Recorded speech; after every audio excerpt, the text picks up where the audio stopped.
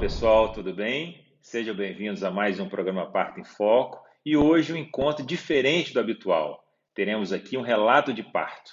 Na verdade, três histórias e uma única protagonista. Para isso, eu convidei a Carla Mendonça, que acabou de ver aqui no Instituto uma experiência muito especial com a chegada do seu terceiro filho, o Daniel. Um parto espontâneo, um parto fisiológico, natural e muito lindo. Mas Carlinha tem outras conexões com o Instituto. Viveu aqui a chegada de dois outros filhos em situações diferentes, em partos induzidos, laboriosos, longos. Quais os aprendizados e quais as conexões dessas três histórias? Qual o elo dessas três histórias que pode servir de aprendizado para todas as mães que assistirem aqui esse vídeo? Então, esse encontro será muito especial, espero que vocês curtam bastante. A Carlinha, para quem não conhece, é uma estudiosa do sono infantil, ficou conhecida nacionalmente como o bebê dorminhoco, então educa mães, educa profissionais e, por incrível que pareça, gente, ela dormiu na hora do parto. Então ela tem que contar isso para a gente, como conseguir dormir em trabalho de parto 2, 3 horinhas antes do bebê nascer. Então será um encontro muito especial, carinhoso, tenho um carinho muito especial por essa família. Então, seja bem-vindo, Carlinha, sejam bem-vindos todos vocês. Os partos e os nascimentos dos nossos filhos quase sempre são caracterizados por vivências diferentes. É muito raro a mulher ter um parto igualzinho o outro, sabe? De todas vocês que estão ouvindo aqui, muito possivelmente, todas terão uma experiência muito particular, né? Porque o parto tem conexões com a própria identidade de cada casal, de cada mulher, né? Então, não é novidade nenhuma para a gente que trabalha com isso todos os dias, principalmente num olhar mais respeitoso ao parto, né? Obviamente, uma cirurgia, né? A cirurgia ela tem uma lógica mais dentro de uma repetição, né? Mas como você não viveu partos cirúrgicos, você viveu partos normais, então aí é enorme essas nuances, né? E dentro da mesma história do mesmo casal, que é muito lindo, né? Como a história de vocês, né? É, o doutor Emerson, mas assim, esse parto meu, ele foi. Vamos falar do parto, então, do Daniel, né? Que é o parto que tá todo mundo querendo saber, que eles acompanharam meio que quase ao vivo, né? Uhum.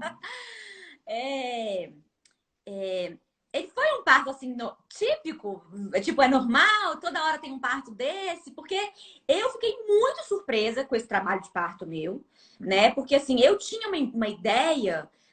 Veja bem, gente, é meu terceiro parto, né? E mesmo assim eu tinha uma ideia, né? Então, assim, a gente passa por um, passa por dois e continua não sabendo nada, né? Então, assim, eu tinha uma ideia de que o parto, o trabalho de parto, ele sempre acelerava, digamos assim. Por exemplo, eu comecei a ter contração com dor às 11 horas da noite em casa, né?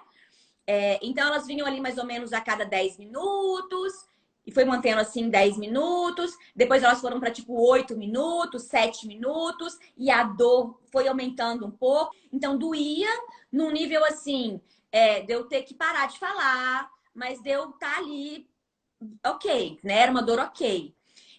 Aí, às 4 da manhã, mais ou menos, elas já estavam de 5 em 5 minutos, ou seja, elas foram o tempo entre elas foi diminuindo, né? 10 minutos, 8 minutos, 7 minutos, 5 minutos.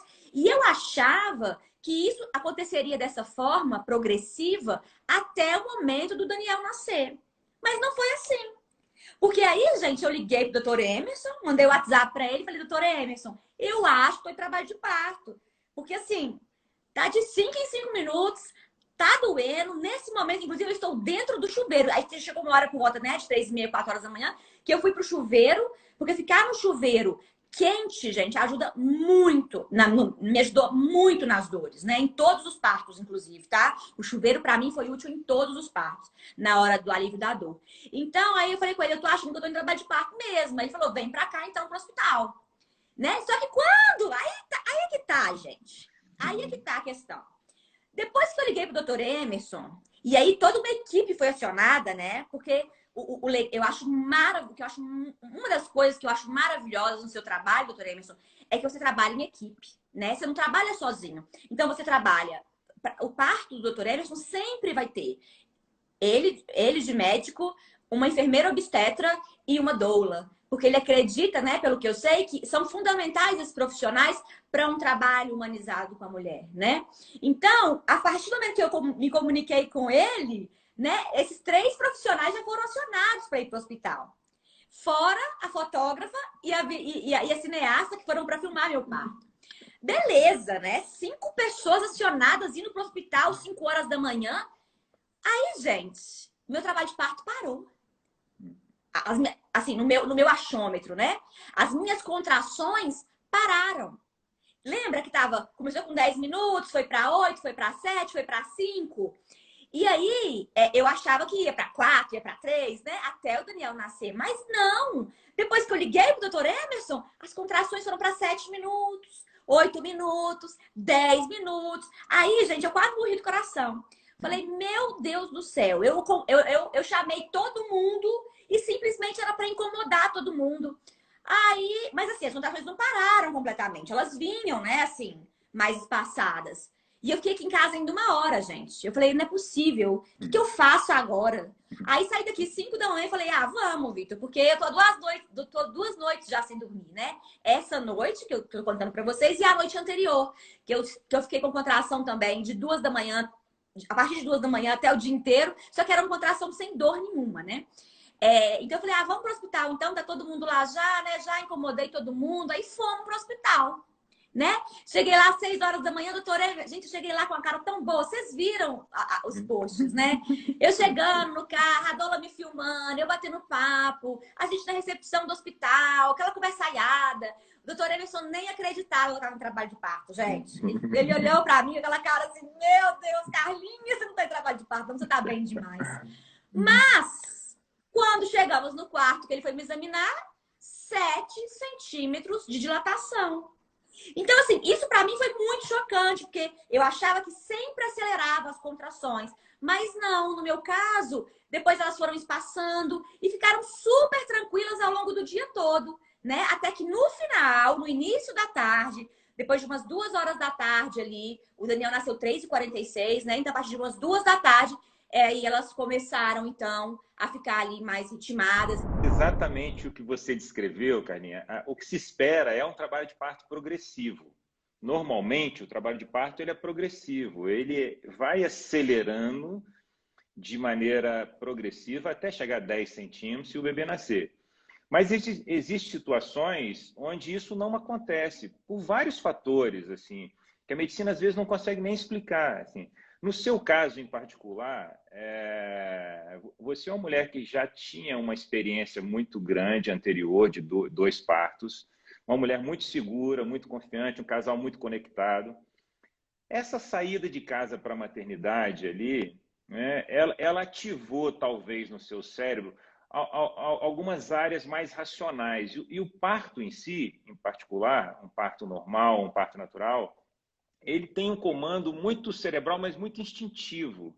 Não é uma coisa muito racional, né? Então, você sair de casa, você entrar no carro, você pegar uma estrada, você estava um pouco distante do hospital, você liberou ali provavelmente algumas substâncias ou algum hormônio que bloqueou um pouquinho o parto, sabe? Você não estava ali já dentro do ninho para poder parir, para poder ter um filho.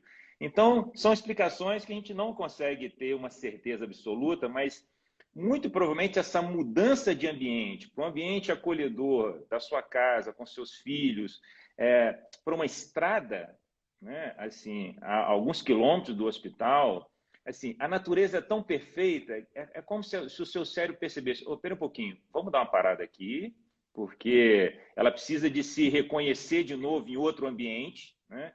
E para que o parto volte a acelerar, né? Então, eu não tenho uma explicação assim muito assertiva, mas eu acredito que o que aconteceu com você foi isso. E aí, Carlinha, o que é muito comum, né? Chegar no hospital, né? Tendo poucas contrações, né? Vamos acelerar as contrações. vamos romper a bolsa e vamos colocar um soro. Isso é um cuidado clássico, assim. Chegou no hospital com 7 centímetros, vamos acelerar o parto. Ela veio para o hospital para ganhar bebê. Então, se você chegou 7, 6 horas da manhã no hospital, se eu rompesse a sua bolsa ali na hora que você chegou e colocasse um pouquinho de soro, talvez você ganharia bebê 11 da manhã. Você foi ganhar bebê que horas? 3h46. Só que num parto muito mais suave, num parto muito mais fisiológico do que seria um parto com uma condução, com hormônio ou com alguma intervenção, né? Então, o fato de você ter, obviamente, uma equipe, o fato de você também ser uma mulher segura, isso tudo facilita para quem está cuidando, sabe? Assim, aquela decisão de intervir, porque internar você já foi uma intervenção médica, né? Assim, talvez se você morasse em Belo Horizonte, era bem provável que nós teríamos sugerido você a ir para casa, mesmo com a companhia de uma enfermeira obstetra, não ia ficar sozinha, talvez, né? Não, volte para casa com a sua enfermeira e com a sua doula, vamos esperar o parto acelerar e aí você volta, né? Mas como tinha essa questão da distância, eu acho que a decisão de não interna, deixa ela se acomodar aqui, deixa ela se ambientar com esse novo espaço, né? E você, com a sua diversão, com a sua alegria, com a sua comunicação, né? Assim, você comunicando com as suas seguidoras e, obviamente, ali liberando muita ocitocina natural, né? Que é o hormônio do parto, né? Você estava alegre, você estava feliz e segura, né? Sem pressa para as coisas acontecerem. Por isso que o seu parto foi um parto, na parte final, muito fora dos padrões, né? Você dormiu depois do almoço e pariu às 15 horas e 30 minutos. Isso é uma coisa muito incomum no mundo de hoje, né? Assim, mas que tem um grande recado, porque não tem mágica. Você não é super mulher, você não tem nada, você é igual a todas que estão aqui, entendeu? Assim, por que na nossa cultura a mulher quase sempre tem uma percepção do trabalho de parto só da dor, só da dificuldade, né? E você juntou ali uma mulher com 2 experiências anteriores de partos difíceis, que a gente pode contar depois, para um parto fisiológico num ambiente de total segurança e você muito segura. Você não estava ali para esperar sofrer ou sentir dor excessiva. Você estava ali leve, você estava provavelmente como a sua bisavó estava, ou a sua tataravó estava há 150 anos atrás, entendeu? Assim, estava cuidando dos filhos e, de repente, o sinal da chegada de mais um filho na vida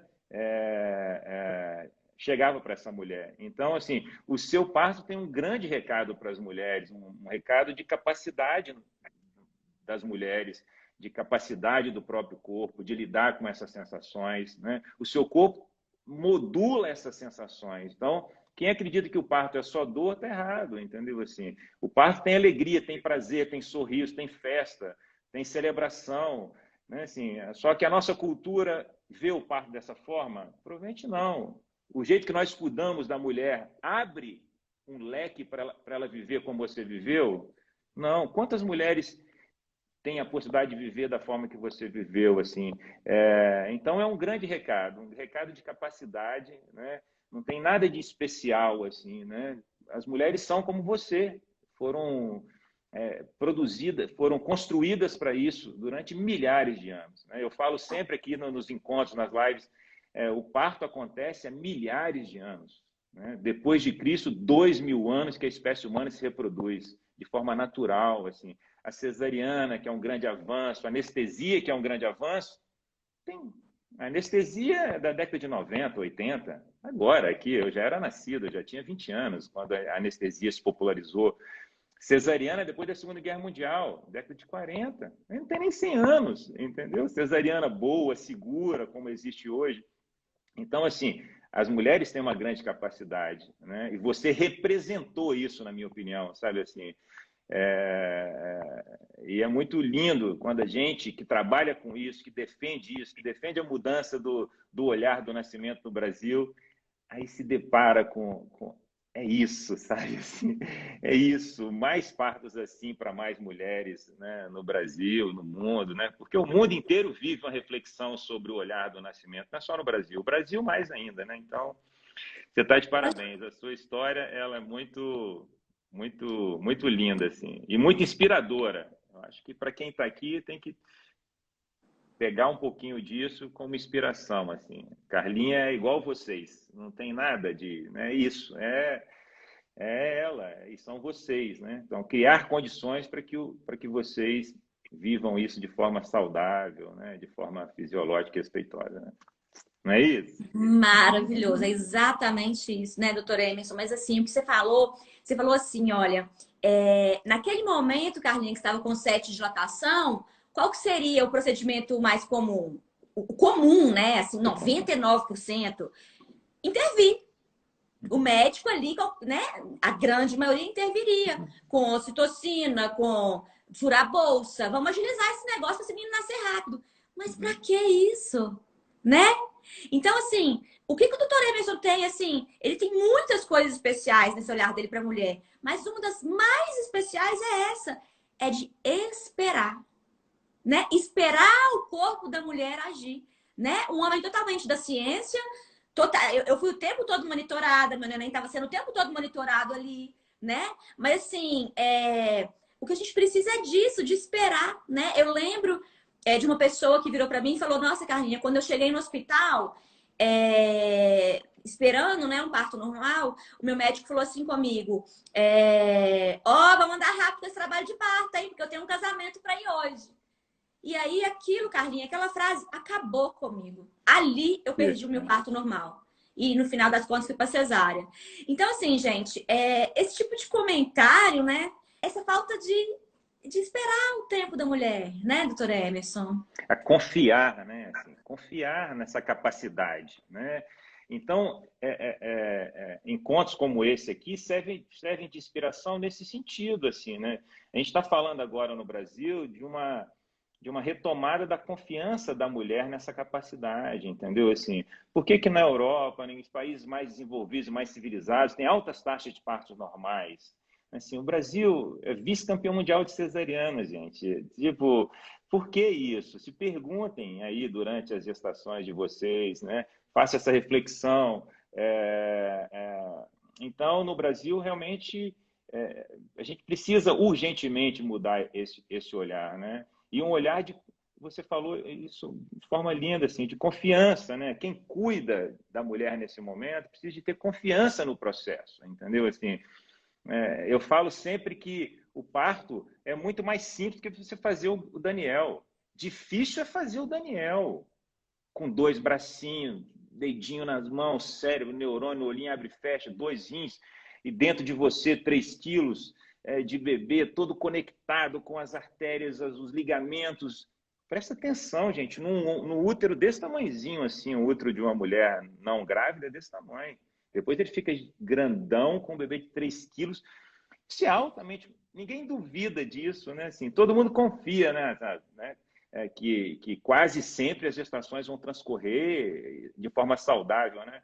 O parto é a mesma coisa, entendeu? Assim, só que essa parte final do encontro com o filho, o mundo moderno fez a mulher, principalmente brasileira, de países subdesenvolvidos, não acreditar nisso, entendeu? Assim, você está na Inglaterra, onde a princesa Kate, as princesas têm partos normais, aí, opa, isso já dá um olhar de confiança, né? Assim, onde as pessoas ao seu redor vivem partos normais, né? Então, você falou isso, quem cuida tem que confiar, né? A família, o casal, né? Assim, e isso não faltava em vocês, assim, isso é muito legal que desde o primeiro parto, que foi um parto difícil, induzido, longo, né? Eu falo isso muito para você, falei lá na internação, como o seu astral naquele parto, nesse parto agora divertido, leve, fisiológico, tal, você ria, brincava e contava histórias e tal. E no parto demorado, difícil, longo, laborioso, você e o Vitor também com a mesma astral para receber um filho. Aqui é um momento muito especial, né? Então, vocês estão de parabéns, assim, todas essas 3 experiências, vocês estão de parabéns. O doutor Emerson ele sempre repetiu, sempre repetiu isso comigo. Carlinha, nos seus 3 partos, você e o Vitor sempre tiveram o mesmo astral. Hora nenhuma. Gente, meu primeiro trabalho de parto do Edu, da hora da internação até a hora que ele nasceu, foram 24 horas. Tá? Um parto induzido, porque o Edu não estava crescendo no útero, tá?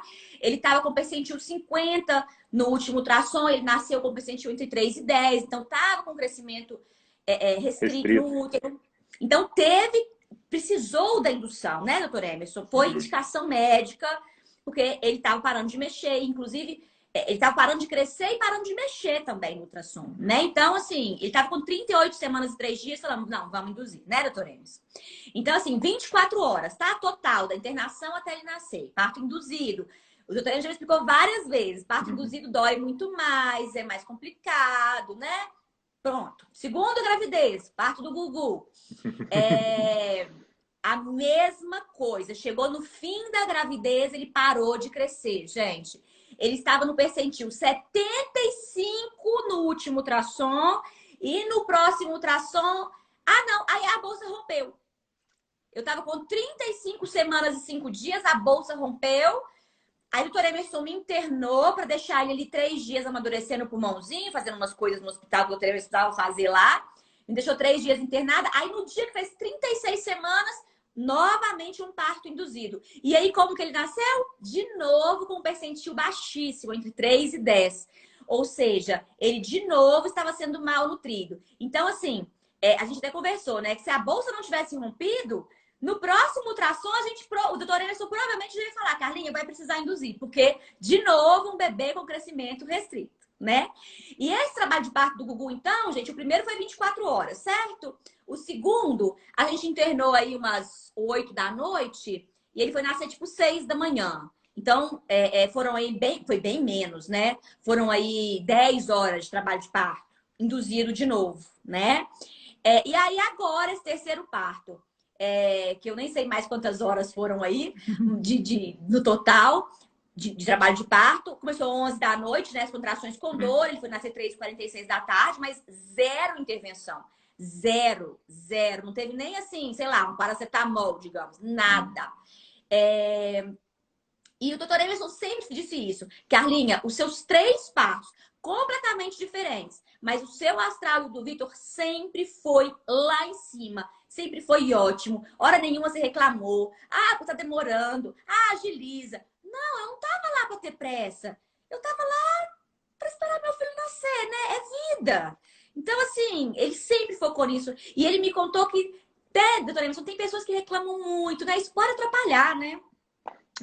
Exato. O astral do casal, isso influencia, né? Porque eu já falei isso aqui no início, né? Assim, o cérebro tem uma participação muito importante o parto não acontece entre as pernas, né? Acontece mais entre as orelhas. Isso é uma frase de um escritor e obstetra do movimento da humanização, Rick Jones. Ele fala isso. Tem um livro, né, que ele chama Entre as Orelhas. E que ele fala isso, está muito aqui, assim, lá embaixo as coisas funcionam. Obviamente, se você está sendo cuidada dentro de um sistema ou de uma rede de cuidados que te favoreça isso, né? Se você está sendo cuidada num país onde seu bebê parou de crescer e o médico fala que tem que fazer cesariana, aí você não vai ter um parto, né? Se a sua bolsa rompe com 35 semanas e o médico, você está sendo cuidado dentro de um sistema onde o médico fala, a bolsa rompeu 35 semanas, o bebê é pequenininho, tem que fazer uma cesariana. Aí você faz as suas 2 cesarianas, provavelmente você não teria vivido esse parto, né? Esse presente que você recebeu. Eu falo muito assim que o primeiro parto, né, é muito importante porque ele determina muito do que vem depois. Por isso que em países mais desenvolvidos, a taxa de cesariana em mulher que nunca teve filho é um indicador de qualidade do hospital, do sistema. Assim. Está operando muita mulher que nunca teve filho, porque quando você opera uma mulher que nunca teve filho, você interfere. Você nunca teria esse parto, nunca não, mas a probabilidade de você ter um parto como esse, depois de 2 cesarianas, era muito, muito menor, né? Assim, muito menor. Você nunca teria vivido o parto, né? Para você ter se entregado como você se entregou. Então, você falou de algumas coisas importantes que eu acho que é importante para as suas seguidoras, né? Fala-se do parto humanizado, o que, que é? Existe sempre um, um grande equívoco, na minha opinião, né? As pessoas acham que... Aí você vai ter um parto humanizado dentro d'água, reforça, às vezes, um pouco a estética de que parto humanizado é parto na água, parto natural, né? Assim, e a sua história ela é mais linda porque ela tem mais outros dois partos que foram sobre uma ótica humanizada e respeitosa e que foi parto induzido, né? O primeiro episódio até de anestesia, não precisou? O primeiro também é Precisou de anestesia. anestesia e tal. É, O segundo internou, ficou alguns dias para amadurecer o pulmão do bebê. Então, isso tudo, assim, todas essas intervenções, quando são bem-vindas e científicas, elas são maravilhosas. Então, eu gosto sempre de deixar um recado, quais são os pilares de uma assistência humanizada. Nós já falamos sobre eles aqui. Eu acho que isso é os três grandes pilares da assistência humanizada. O primeiro grande pilar, assim, sem o qual ele não existe, é a mulher como protagonista desse evento, né? Assim, as pessoas que vão cuidar da mulher, ter a confiança na capacidade da mulher, e ela como protagonista, a autonomia da mulher nas tomadas de decisões, isso é um pilar central, sem o qual não existe, né? O segundo pilar é o que você já citou aqui, o parto humanizado, uma assistência humanizada, é uma assistência científica, onde as decisões são baseadas no que a ciência mostra como sendo os melhores caminhos, e não o que o doutor Emerson acha ou o que o outro médico acha, né? Então, o que a ciência diz que deve se fazer quando a bolsa rompe com 35 semanas? É fazer uma cesariana ou é preparar o bebê para que ele possa nascer de parto normal? O caminho da ciência é esse. O que a ciência diz quando o bebê está crescendo menos dentro da barriga da mãe? E não é qualquer menos, não. Tem que ser um menos, bem menos mesmo, tá, gente? Não é qualquer percentil caindo, vocês ficarem assustados em casa porque o bebê está crescendo menos. Crescendo realmente abaixo de níveis preocupantes. É a indução do parto. É isso que a ciência diz. Então, um cuidado que seja científico. Então, um cuidado centrado na mulher, né, onde a mulher tem autonomia e é a protagonista. Você nunca teve dúvida disso, né, como você seria respeitada e ouvida e tal. E um terceiro pilar importante, você já citou, o cuidado multiprofissional. Assim. Durante milhares de anos, os partos aconteciam em casa, né? Não era isso? Nossos ancestrais eram em casa até. E a única coisa que a mulher tinha naquele momento era o apoio de outras mulheres. Né? Assim, o parto não é um evento solitário, né? Assim, nunca nem foi um evento solitário. A mulher vai ali no quarto dela e voltava com o bebê sozinha, assim, na nossa espécie, entendeu? Assim, sempre foi um momento de cuidado e apoio, né? Então, um cuidado, esse é um grande pilar, o cuidado multiprofissional, né? Então, assim, durante essa experiência da vida da mulher, o nascimento de um filho, que esse olhar seja um olhar múltiplo de cuidado, né? E que esse olhar se entrelace. A doula, a tecnologia que a doula traz, tecnologia leve, a tecnologia do afeto, do carinho, do olhar, né? A enfermeira obstetra, o pediatra, o anestesista para quem precisa, a técnica de enfermagem que vai te dar o remédio. Sabe, gente, é tudo isso, entendeu? Então, esses são os três grandes pilares. A mulher como protagonista. Quando se diz parto humanizado, as pessoas acham que é o tratamento humano. Isso aí é obrigação. Ser educado, ser gentil, ser cordial, ser humanizado com uma gestante, uma mulher em trabalho de parto, isso aí gente, isso nem se discute, isso aí deveria ser sempre assim para todo mundo, né? Mas no mas não Brasil, era, doutora Emerson. mas não é no Brasil, né? Então, mas é muito importante entender que não é um jeito de cuidar só, ser gentil e educado, isso é obrigação de todos os profissionais que vivem esse. E não é também uma estética de nascer natural na água e tal, não é isso. E a história da Carlinha tem tudo que você... É quase um livro de obstetrícia e de vivências humanizadas. Então, você olha para trás, para as 3 experiências, e você vai olhar de forma positiva, né? Uma experiência... Você teve 3 experiências positivas de parto, que é o que a gente busca hoje, independente se foi normal, se foi natural, se foi cesariana, se precisou de anestesia, se foi no escuro, se foi no claro, se entrou na água, se não entrou, que você olhe para trás e entenda, foi uma experiência importante para mim, transformadora como mulher. O parto é um rito de passagem, né? Assim, né? Aquelas sensações ali, elas têm uma função, aquilo é divino, né, né, Carlinha? Foi algo assim, foi algo. Aí, então vamos voltar lá pro parto, né, gente? Bom, Então, assim, foi algo realmente maravilhoso, né? Então, como a Teresa falou, eu dormi antes do almoço, eu almocei, eu dormi depois do almoço. Gente, eu fui entrar na banheira, já era umas 3 horas da tarde. E o Daniel nasceu às 3h46. Então, até esse momento, eu estava ali almoçando, dormindo, né? Mas já estava mais. Ali, Dorema, você me falou, Carlinha, naquela soneca depois do almoço, eu já observei seus sinais. Você estava começando a reduzir seu ritmo, falando menos. Você começou a ficar mais, sabe assim, mais quieta. Você já não queria mais. Tanto que nesse momento, meu telefone tocou. Eu falei pro meu marido: desliga meu telefone. Eu já não queria mais ouvir celular, né? Eu tava ali mais reclusa, né? O doutor me falou que ele tava o tempo todo lá me observando, né, gente? Então, assim, e aí, umas 3h10, 3h10, entrei na banheira de água quente, né? E aí vocês viram aí os vídeos, né? Eu tava lá na banheira, ali tava, já tava com dor, com contrações. Eu não sei se estavam ritmadas, se não tava, né? Porque eu não tava observando isso. Mas assim, foi ali uma meia hora, digamos, na banheira. Mas eu tava bem, né? Mas assim, no final, as contrações começaram a ficar mais doídas, sabe, gente? Mais doloridas. Porque vocês estão achando que eu não, né? Ah, a Carlinha tava lá plena, todo mundo tava lá plena. Nossa, eu não senti dor. Senti sim. Senti sim. Especialmente as últimas. Eu lembro que quando faltava assim, devia faltar uns 10 minutos, porque eu pelas fotos que estão no meu celular, que a Doula tirou, eu vi que o meu marido entrou na banheira e faltando 7 minutos pro Daniel nascer. Então, um pouquinho antes, então faltando aí uns 10 minutos, eu me lembro que a Doula me mostrou uma posição. Falou, Carlinha, olha, vê se essa posição fica mais confortável para você quando vier as contrações. Era uma posição meio agachada, assim, sabe? Aí, quando veio a próxima contração, eu testei aquela posição. E eu achei que aquela posição abriu meu períneo, sabe? Achei que era assim. Porque o que acontece, gente? Eu faço fisioterapia de períneo desde a primeira gravidez, né?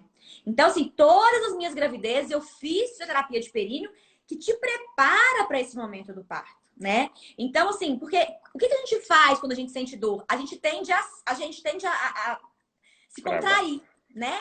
Então, assim, na hora que é na hora do neném sair, não é pra gente contrair, né? Então, assim, é pra gente, mesmo com toda dor, né, abrir o períneo. Então, eu percebi que aquela posição que a Doula me falou foi essencial. Olha que você vê, gente, como é que cada um no trabalho de parto tem seu papel. A Doula tem o dela, o da enfermeira tem o dela, o médico, né, tem o dele. Então, eu fiz aquela posição e achei ótimo. Então, todas as vezes que vinha contração, eu ficava naquela posição. Né? E as contrações, eu observei que as contrações finais elas iam doendo mais, elas iam ficando mais intensas, né? A doutora Eva já me explicou que o que faz o neném sair não é a dilatação, né? Eu posso estar a dilatação 10, se não tiver contração, o neném não vai sair, né? Então, aquelas contrações finais ali, elas eram mais intensas, né? Porque o Daniel estava chegando, né? Até que nas últimas, gente, tipo assim, doutora Eva vai saber melhor, nas 3 últimas, ali doeu. Ali foi de gritar, entendeu? Sabe aquele pessoal escandaloso que você fala, você vê no hospital, gritando? Você fala, gente, o que tá acontecendo com essa mulher? Fui eu ali naquele momento. E na última contração, gente, sabe o que aconteceu? Na última ou nas últimas. Mas assim, gente, cada contração dura o quê? 1 minuto, né? 1 minuto e meio, é muito pouco tempo. Não dá pra gente focar na dor, é a vida, é o seu filho vindo ao mundo, né? Então, assim, 1 minuto de dor mais intensa, 2, 3, né? Então, assim, eu sei que na última contração eu mordi a banheira. E a banheira é de plástico, gente. A banheira é inflável. Inflável. Eu mordi a banheira. E o doutor estava na minha frente. E ele foi e enfiou a mão dele na minha boca pra eu morder a mão dele ao invés de morder a banheira. A banheira não desabar lá, gente. Então, eu ainda mordi a mão do doutor Emerson, ficou lá de registro pra ele. E aí, o nosso Daniel nasceu, em uma contração ele nasceu. Uma, pelo que eu me lembro, né? Uhum. Veio uma contração, ele começou a sair, eu comecei a gritar, e aí ele tava indo. Aí eu fui abrindo, né, o períneo, porque assim, as pessoas falam assim, ai, faz força de cocô pro neném sair. Não tem nada a ver com força de cocô. Tem uma força, quando você faz a fisioterapia de períneo, você aprende, né? Que você tem um músculo aqui embaixo específico que você levanta ele. Como se você estivesse jogando lá na parede, lá em cima. Então, eu fiz essa contração, essa força aí, digamos, né? Para ele sair. Mas também você não tem que fazer ela muito rápido. Porque se o bebê sair muito rápido, você pode lacerar seu períneo, né? Então, ele estava ali saindo. Eu já tinha treinado isso tudo para terapia de períneo, né, gente? E aí, a enfermeira falou, vai devagar. Aí eu fui devagarzinho, né? Igual eu treinei, fui devagarzinho. Mas em uma contração, na minha opinião, o Daniel saiu sozinho, inteirinho. E a minha laceração de períneo foi, o doutor Emerson vai explicar melhor, foi de 2 pontos de pele, pequenininha. Gente, eu tô ótima. Tipo assim, desde que eu cheguei em casa, eu fiquei um dia internada no hospital. Desde que eu vim pra casa, eu não tomei nem paracetamol, nem assim, nada. O doutor Emerson até me prescreveu, né? Mas assim, eu vim pra casa, esqueci de comprar, não tive dor e esqueci disso, entendeu? Nem tomei remédio mais. Então, assim, 2 pontinhos, exatamente os mesmos pontos dos outros partos. Todos os partos foram exatamente a mesma laceração. Né, doutor Só Emerson? que Conta agora, aí só que dessa agora laceração. um bebê mais pesado, não é isso? Um bebê Ah, mais só que pesado, agora, né? só que assim, meu primeiro filho, 2,4 kg. Segundo filho, 2,200. Os dois baixo peso. E agora o terceiro, 3,100. Fofinho, fofinho, 3.100. 3,95 mais especificamente, né? Mas assim, com o mesmo tipo de laceração, um parto natural, lindo, né? Então, conta aí pra gente, doutor Emerson, dessa minha dor aí. Conta pra ele se parece que doeu ou não no final e dessa laceração aí de períneo. Normal, né, gente? Chegando na fase, mesmo um parto como o seu, né, um parto muito fisiológico, onde você conseguia lidar com as sensações das contrações de uma forma muito harmoniosa, mas quando vai chegando realmente no expulsivo, né, assim, que é aquela parte final onde o bebê realmente vai passar ali, quase sempre existe uma aceleração natural das contrações, uma proximidade das contrações, um aumento da potência, né?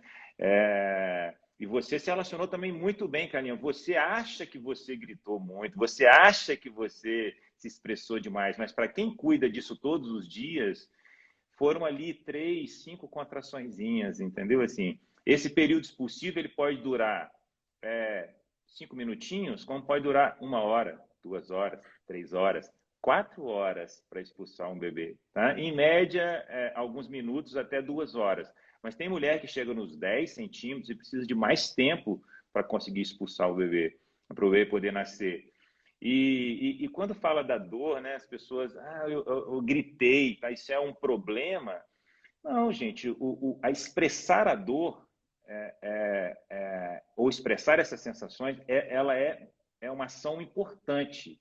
Eu faço um paralelo da mulher no expulsivo, quando ela emite som, né? Por que eu estou falando isso? Porque durante muitos anos, com o parto hospitalar, a mulher foi desencorajada a se expressar. Vai conversar com a sua tia, com a sua mãe. O médico falava assim, respira fundo, fecha a boca e não grita. Era assim que o médico Nossa! falava.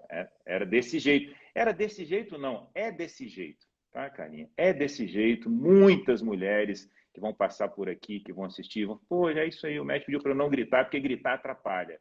Gritar faz o bebê voltar. Isso eu aprendi na escola de medicina, a falar isso, sabe? Só que nos últimos anos, a ciência, né? Então é isso, a coisa do parto mais humanizado, um parto respeitoso, essa conexão com a ciência, né? A ciência começou a investigar sobre esse comportamento e descobriu que quanto mais a glote aqui fica aberta, e a boca, mais potência e mais capacidade de expulsar o bebê a mulher tem. Então, ao invés de falar o que o médico diz ainda, ou o que nós aprendemos lá atrás, que era para fechar a boca e empurrar, hoje em dia abre a boca na hora de empurrar, sonoriza. Então, o som, o gemido, o grito, o sussurro, ele tem todas as conexões com esse momento. Tá? Imaginar uma mulher levantadora de peso na Olimpíada, a tenista, uma atleta que vai fazer um esforço ali final, ela faz uma cara de paisagem assim, vai dar um sorrisinho. Não, não, quase sempre tem uma questão do emissão de som, né? Então, o som e essa abertura da boca, né? Às vezes as mulheres ficam até um pouco envergonhadas, então a gente chega no ouvidinho assim, falando, não, expressa um pouquinho, abre, emite um som, assim. Se vocês fizerem esse teste em casa, coloca a mão no abdômen e e abre a boca e faz um som, você vai perceber que o abdômen força um pouquinho mais, ele ajuda mais, né?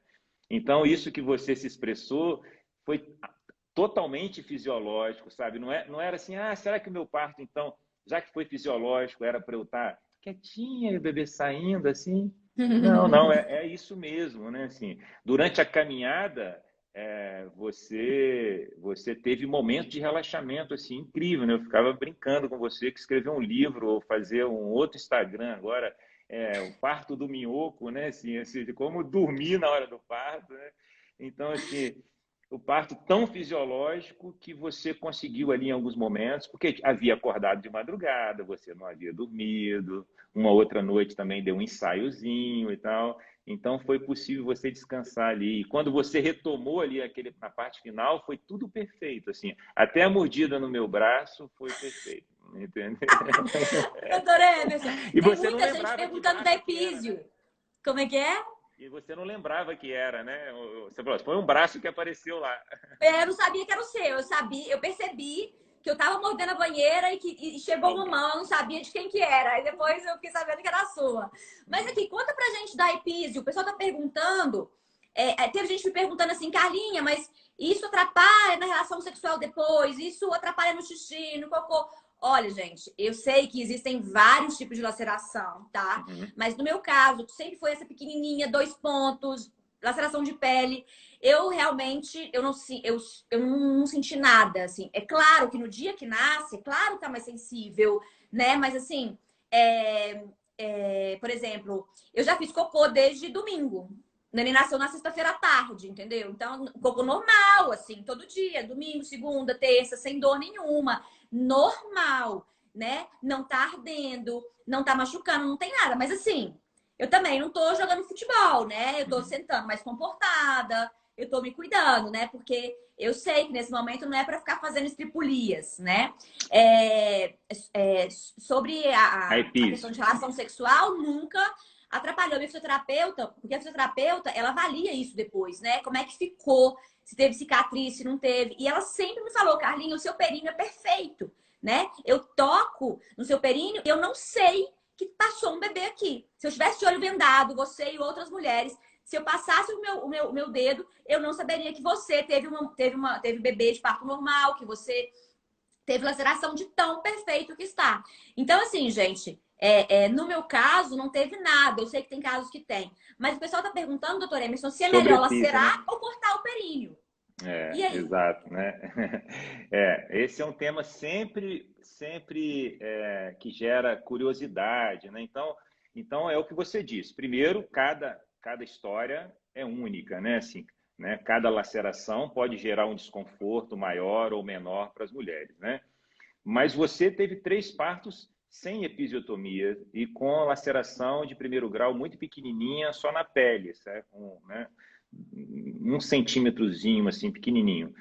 Praticamente uma escoriação, né?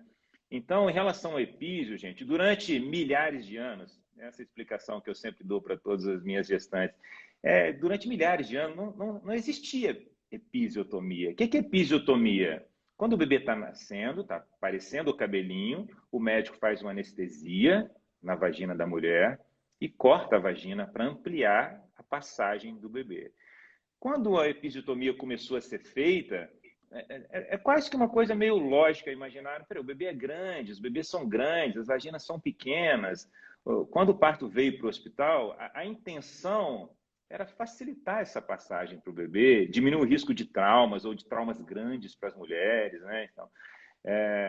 Então começou-se a implementar a episiotomia nos bebês pequenininhos, depois passou a implementar a episiotomia para os bebês grandes, e aí a minha geração aprendeu a fazer episiotomia em todos os bebês.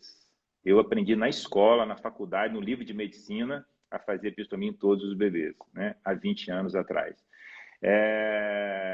Com o avançar da ciência, aí vem de novo, né? Então, falando aqui de assistência humanizada, aí toda hora tem que falar da ciência, né? Aí a ciência começa a olhar para isso. Espera um pouquinho. Todas as mulheres do planeta. A Carlinha precisa de um corte no períneo. A mulher grandona, a mulher japonesa, a mulher no interior do Nordeste. Todos os países do mundo cortam as vaginas das mulheres. Né? Assim, quando começou a realmente ser um procedimento de rotina no mundo inteiro, a medicina começou a se debruçar e estudar sobre isso. Qual realmente é o benefício do epísio? E aí foi se comprovando, ano após ano, que a episiotomia não deveria ser feita de forma rotineira. Né? Então, a primeira conclusão que se teve foi, opa, menos, gente. Vamos deixar essa tomia é cortar. Apendicectomia, vamos dar um exemplo, tirar o apêndice. A episiotomia, cortar o períneo da mulher, espera um pouquinho, vamos deixar para situações especiais, para situações onde ela pode ter algum benefício importante. Então, foi isso que aconteceu nas últimas 2 décadas. Né? No Brasil, demorou um pouco mais a chegar a esses conceitos.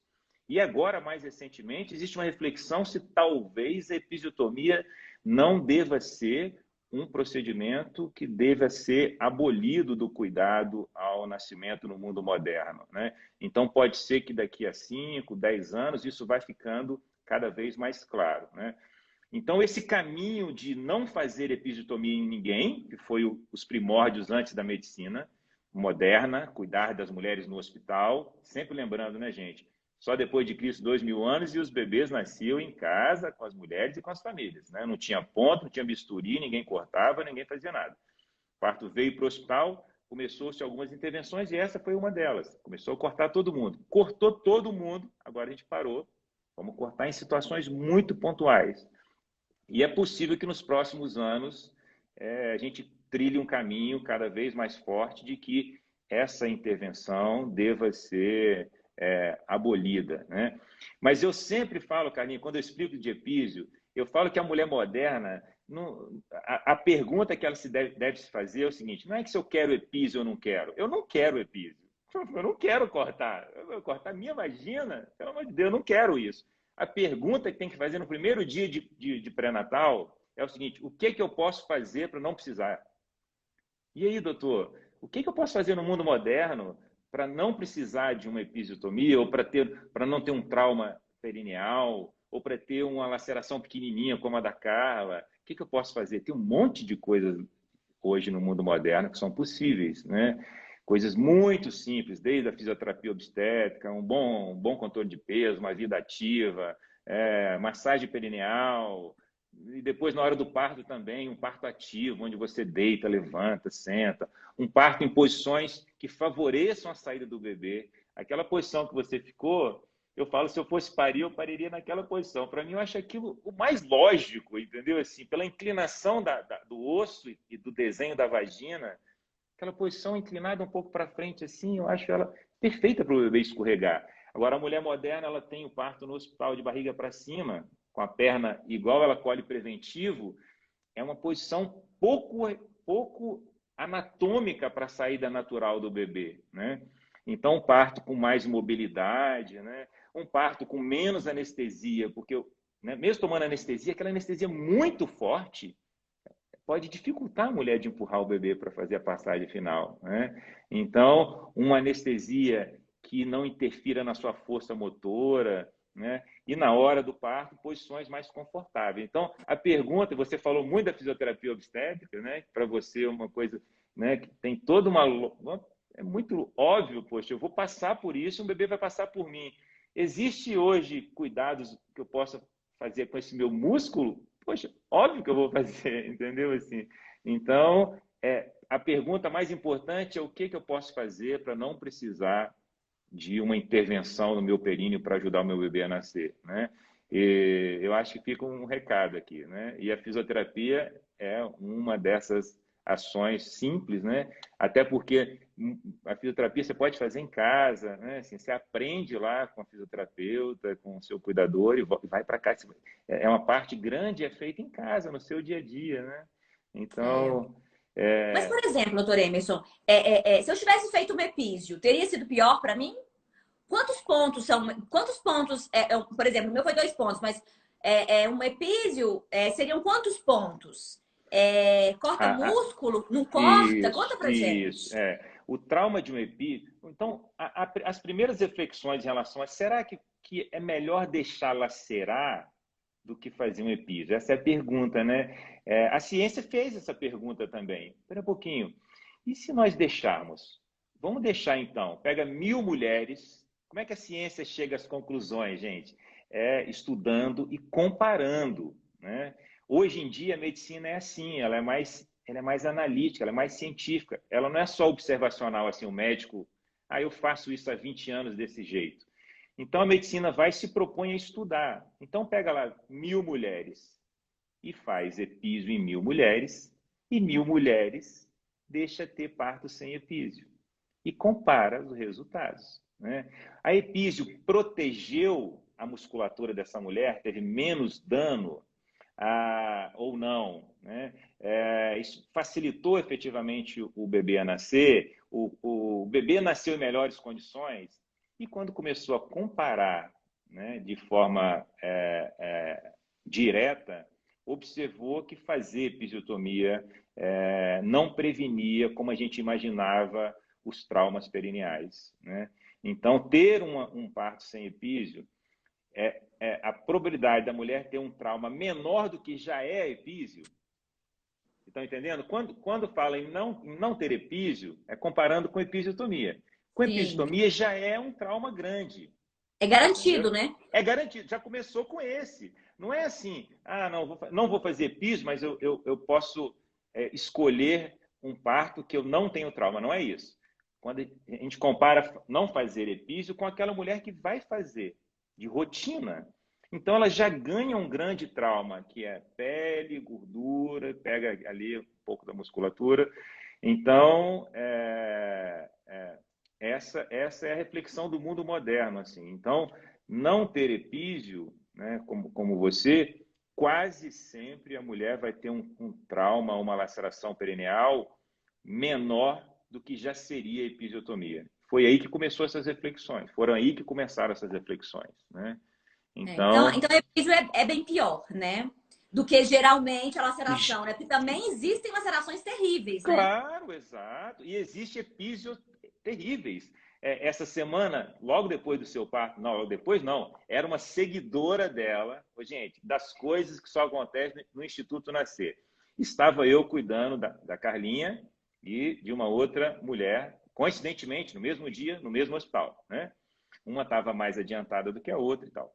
Aí, essa outra mãe pediu uma anestesia lá com 8 centímetros. E quando pede anestesia, a gente deixa a mulher dormir um pouquinho, dar uma cochiladinha para ela descansar um pouquinho, mesmo quando o parto está avançado. Então ela dormiu também como você, só que ela dormiu à base de anestesia medicamentosa e você dormiu à base dos seus hormônios naturais. E aí, gente, eu subi, estava lá com a Carninha, quando eu desci, a outra gestante estava no celular, tipo, com 9 centímetros no celular. Aí eu falei assim, doutor Emerson, é a Carlinha que está lá em cima, né? Eu falei, como é que você sabe que a Carlinha está lá em cima? Não, porque eu sou seguidora dela, eu já tenho um filho, e aí eu vi aqui que ela postou. Eu falei, gente, aí eu gravei o vídeo para você, para te mostrar lá, né? Então ela É. tinha uma história, que o primeiro parto dela não foi no instituto, e foi um parto clássico, num grande hospital, num hospital importante da cidade, há 13 anos atrás. Então, foi um parto com episiotomia e que teve uma complicação, uma infecção no epísio, o epísio abriu e tal. Então, é uma intervenção. Não é garantia também a episiotomia que ela não possa não ter uma complicação naquela intervenção, né? E as lacerações também não. Só estatisticamente, gente, é isso. Por que a ciência hoje tem colocado um olhar de mais restrição? Porque quase sempre, quando a mulher tem um parto que não precisa de episiotomia, esse trauma é menor e a recuperação é melhor. Então, isso que é o entendimento do mundo moderno agora. Essa é a reflexão do momento, né? Não sabemos como é que vai ser daqui a 10 anos. Aqui, doutor Emerson, mas você tem casos onde você faz episiotomia?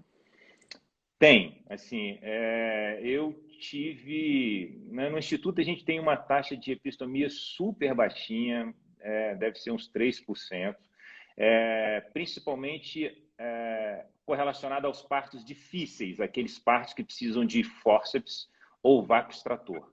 Aquele parto que o bebê está com o cabelinho já aparecendo e, por algum motivo, a mulher não está conseguindo empurrar, o batimento diminuiu um pouquinho, e precisa de abreviar aquela passagem. Então, as nossas epísios, as últimas que nós fizemos, né, correlacionada a esses partos difíceis. Recentemente, esse ano, no início do ano, saiu um estudo muito importante, com um grande volume de mulheres, falando que talvez nem para essas mulheres, né? Então, hoje em dia, a gente já tem usado o vácuo extrator sem a necessidade de episiotomia, né?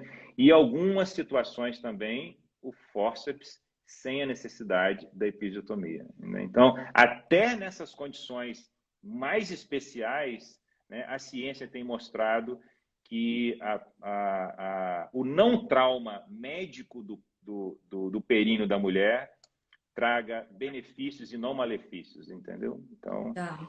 Agora, eu vi gente falando aqui assim, ai, queria ser corajosa para fazer um parto desse. Mas, gente, veja bem, digamos que você está obesa, né? A primeira coisa, jura pra mim, a primeira coisa que você faria era fazer uma cirurgia de redução do estômago? Você iria direto para uma cirurgia? Será que você não tentaria primeiro uma dieta, uma atividade física? Entende? Existem passos, né? É como uma escada, você vai subindo degraus. Então, assim, eu, Carla, nunca idealizei parto natural. Nunca. Eu lembro que no meu primeiro parto, as pessoas me perguntavam assim: e aí, Carlinha, como é que vai ser seu parto? Eu falava: vai ser humanizado. Agora, se vai ser natural, normal, cesárea, eu não sei como é que vai ser. Mas eu quero só ser respeitada, entendeu? Então, assim, essa questão de ter coragem não é assim. Porque, olha só, por exemplo, se a qualquer momento no hospital que eu falasse com o doutor Emerson, eu preciso de anestesia, ele me daria na hora. Como ele me deu no parto do Edu. Entende? Então, a gente não tá ali para ter um parto natural. Você não tem que assinar um documento e falar: aqui está atestado, eu vou fazer um parto natural, doa o que doer, sofra o que sofrer. Não é assim, né? Então, assim, são passos. Você vai para o hospital e você começa com alívio natural de dor, igual eu estava aqui em casa no chuveiro, né? Aí você chega no hospital, você entra na banheira. Aí, na hora que você quiser, você fala: gente, eu preciso de anestesia. Eles vão te dar anestesia. E se a anestesia passar e você precisar de outra, vão te dar outra, entendeu? Porque ninguém tá ali para te forçar a ter um parto natural, né? Então, quando precisar de anestesia, você toma a sua anestesia. E se você quiser ir para cesárea, você vai para cesárea e tá tudo certo. Porque, como a doutora Emerson falou, a protagonista é a mulher. Mas você não precisa, por medo. O que eu acho complicado são as mulheres, porque nós viemos de uma geração de medo, uma geração muito traumatizada com a dor do parto, né? Então, eu não tenho, né, a minha mãe há muitos anos. Minha mãe faleceu em 2005. Então, assim, e eu não tenho família, né, para poder conversar. Eu nunca conheci minha avó. Eu não tenho pessoas para me, digamos, contaminar, com essas coisas, entende? Então, e mesmo assim eu ainda tinha medo do parto. No meu primeiro parto eu tinha medo de parto normal por ouvir as pessoas falando, né? Então, o que eu vejo são mulheres se baseando no medo para tomar uma decisão de parto, né? Ah, eu tenho tanto medo que eu vou para cesárea. Ah, eu tenho tanto medo, né? Então, assim, nós estamos deixando de viver o que Deus tem para nós, porque o parto, o que eu vivi naquele parto, em todos os partos, né? O que eu vivi em todos os partos foi Deus. Porque foi permissão de Deus gerar uma vida dentro de mim, né? Isso é um milagre. Quantas mulheres sonham gerar uma vida, né? Então, nós somos extremamente abençoadas com esse milagre de poder gerar uma criança, né? E o mesmo Deus que permitiu gerar essa criança, te permite parir essa criança. Claro que às vezes vai precisar de ajuda, né? E os médicos estão aí para isso. Mas aí nós estamos deixando de viver o momento do parto com alegria. Que alegria, meu filho vai nascer, tá chegando, é uma contração a menos, a família tá em festa, como a gente estava em festa ali naquele hospital, né? Para ter um parto baseado no medo. Ah, não, eu tenho tanto medo que eu vou direto para cesárea. Aí eu pulo a parte do alívio natural de dor, eu pulo a parte da anestesia e eu vou direto para cesárea. Não dá, Perfeito, gente. Né, perfeito, doutora Emerson? perfeito. Eu falo muito isso, Carlinha. Eu falo que ninguém deve escolher ter um parto normal porque tem medo da cesariana e ninguém deve escolher uma cesariana porque tem medo do parto normal. Essa não é uma escolha feita pelo medo, ela deve ser uma escolha feita pelo amor, entendeu? É isso, entendeu? Assim, claro que, infelizmente, nós vivemos aí 3 décadas, 4 décadas no Brasil de partos normais muito mal vividos. Então, não é à toa que elas têm medo, Carlinhos, entendeu? Assim, elas têm medo porque ela conversou com a empregada dela e a empregada dela contou que foi horrível. Ela conversou com a mãe dela e a mãe dela falou que foi péssimo, que não teve anestesia, porque não tinha. É da década de 80. Então, se foi da década de 80, não tinha anestesia. Então, vocês estão entendendo como é muito próximo da gente no Brasil um cuidado mal vivido por parte das mulheres. E continua sendo hoje, no Brasil, 70% dos brasileiros nascem nos hospitais públicos. Sabiam? 70% nascem nos hospitais públicos, onde a mulher não tem direito hoje, em 2021, ela tem um iPhone, ela anda de Uber, mas ela não tem direito a tomar anestesia nesse país. Ela não tem direito no SUS, não é direito da mulher. É uma coisa tão surreal imaginar isso, né? Você ter um parto natural porque você se preparou para aquilo, você tinha apoio, você usou todos os métodos naturais de livre da dor disponíveis. Agora imagina você ser obrigada a ter um parto natural, né? É isso que acontece no Brasil. E isso é um desrespeito, isso tinge a imagem do parto no Brasil de forma negativa e amedrontadora. Então, você está fazendo aqui hoje, não é conversando só com as suas seguidoras, você está fazendo aqui um trabalho social, sabe? De desmistificar isso, sabe? É verdade, o parto pode ser uma experiência positiva, amorosa, feliz.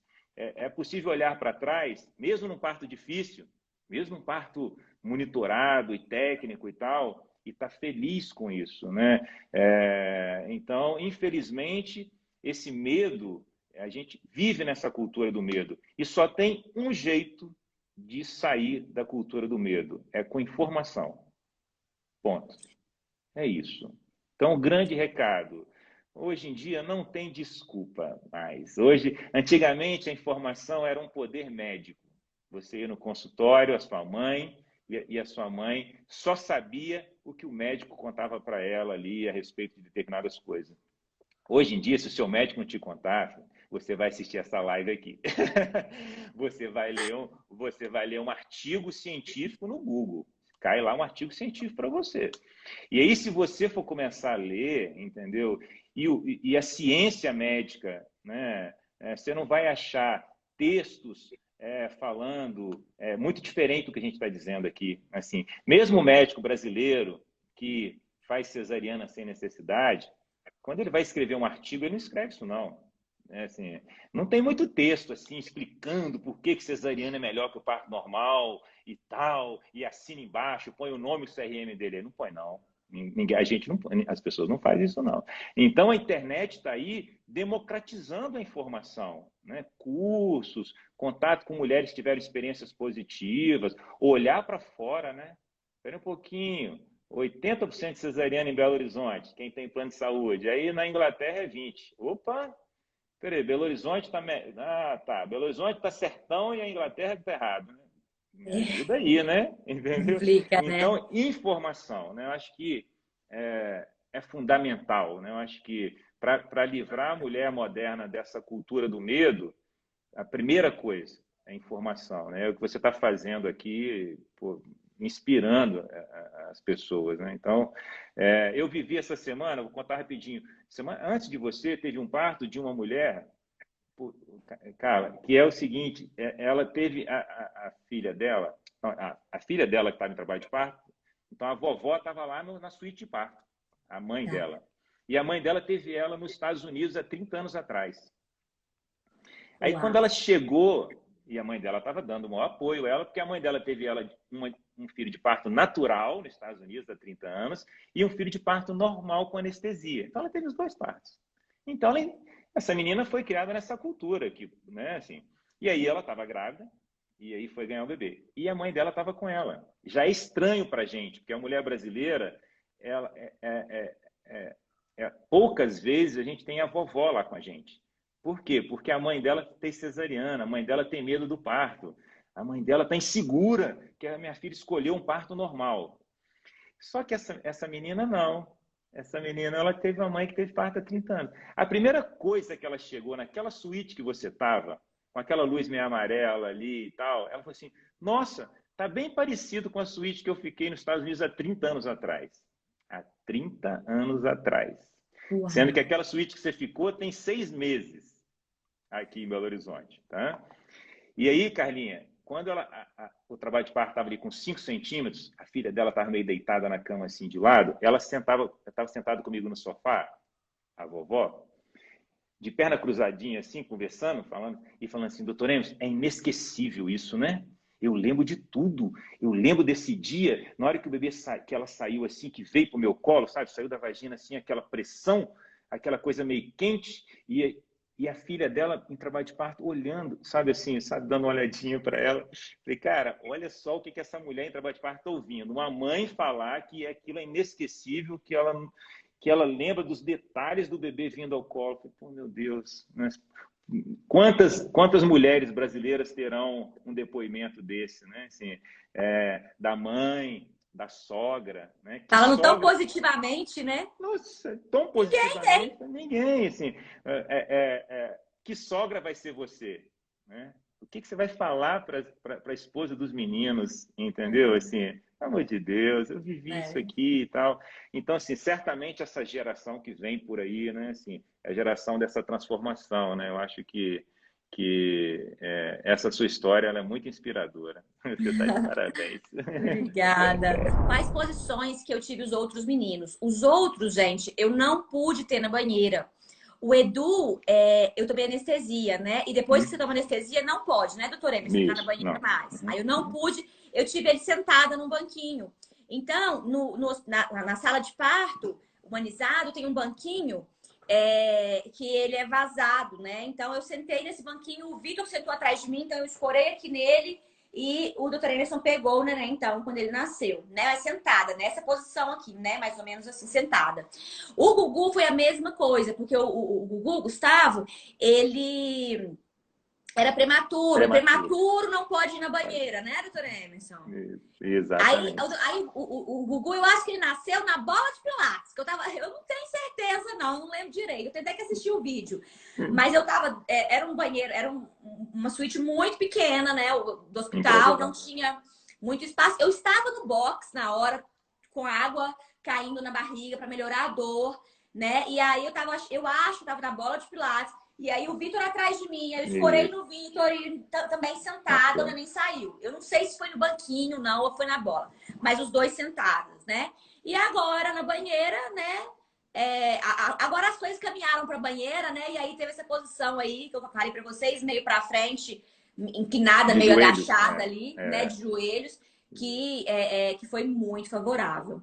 Mas, assim, todas muito positivas. Eu sou igual essa vovó aí, ó. Experiências inesquecíveis de parto. Será que nós vamos ter Exatamente. outro, doutor Emerson? Ah, eu acho que sim. Esse casal aí merece. Ô, gente, será Esse que eu vou ter casal aí mais merece. filhos? Não é possível, gente. 39 anos, 3 meninos. Será que vai ter mais? Não é possível. Aqui, ô Carlinha, os seus partos são todos especiais, assim, fora da caixinha os seus partos. Até o parto fisiológico é diferente da fisiologia. Entendeu? Até Então, ele foi diferente, né? Vamos ver como é que até vai ser o quarto se tiver um quarto, né? um com 22 horas no hospital, o outro teve que ficar uns 3, 4 dias no hospital para preparar para o parto.